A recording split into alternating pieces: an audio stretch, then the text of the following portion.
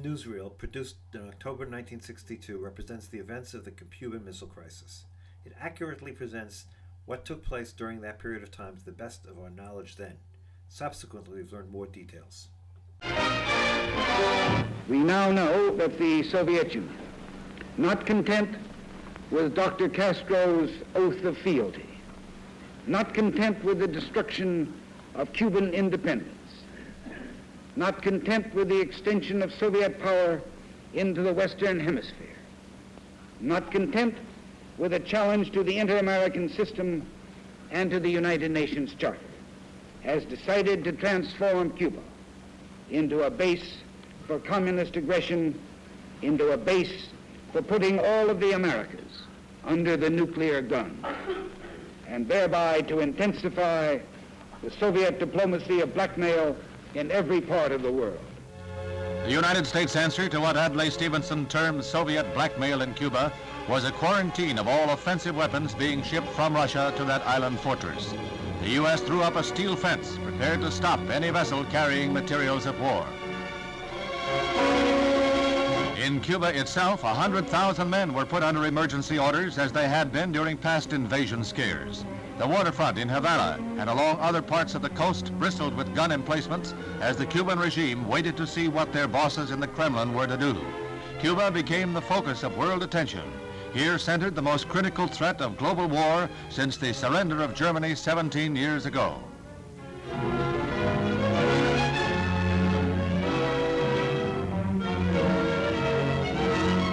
Castro has put every able-bodied man through military training. He has even armed some as young as 12 years of age, and authorities assembled thousands in cities and villages for patriotic rallies.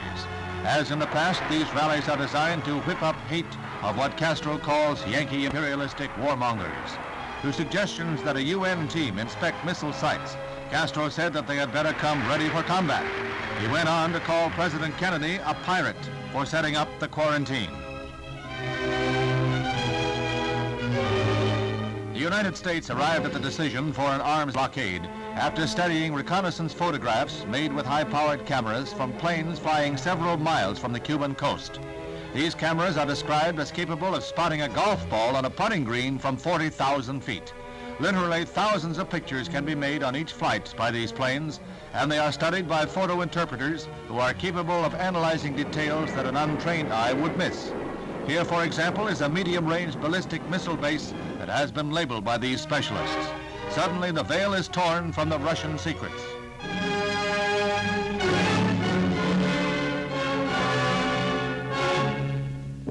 Another photo revealed a surface-to-air missile assembly depot, a base to supply the offensive sites. Russian technicians ripped through heavy jungle growth to carve out airstrips for high-performance MiG-21 jets, a plane easily capable of strikes far into the United States. In the greatest display of hemisphere solidarity since World War II, the Organization of American States unanimously endorses the actions of the United States, and many pledge arms and men to the cause. The vote is 20-0, with Cuba absent, commending the U.S. for its efforts to bring about the dismantling of the missile bases. The organization votes the use of armed force to carry out the resolution sponsored by Secretary of State Dean Rusk, thus uniting all of the Americas in a common cause. Meanwhile, the United States continues to reinforce its Cuban base at Guantanamo Bay, the naval depot that Castro wants the U.S. to give up. These Marines have been assigned the job of protecting the base against any Cuban threats that might arise during the present crisis. They'll be on a 24-hour alert, a first line of defense.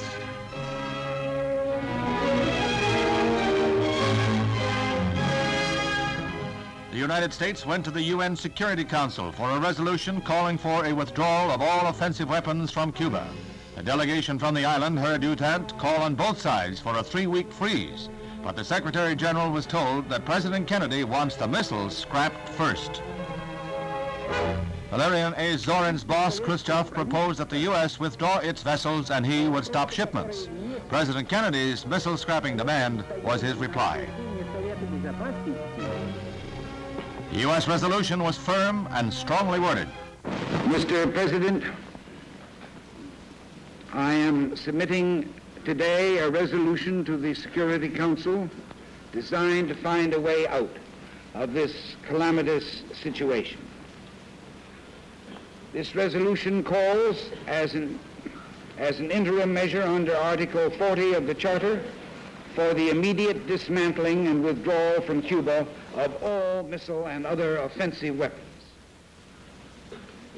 It further authorizes and requests the Acting Secretary General to dispatch to Cuba a United Nations Observer Corps to assure and report on compliance with this resolution.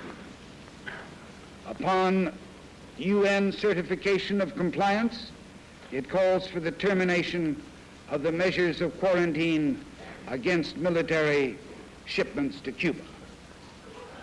And in conclusion, it urgently recommends that the United States and the Soviet Union confer promptly on measures to remove the existing threat to the security of the Western Hemisphere and the peace of the world, and to report thereon to the Security Council.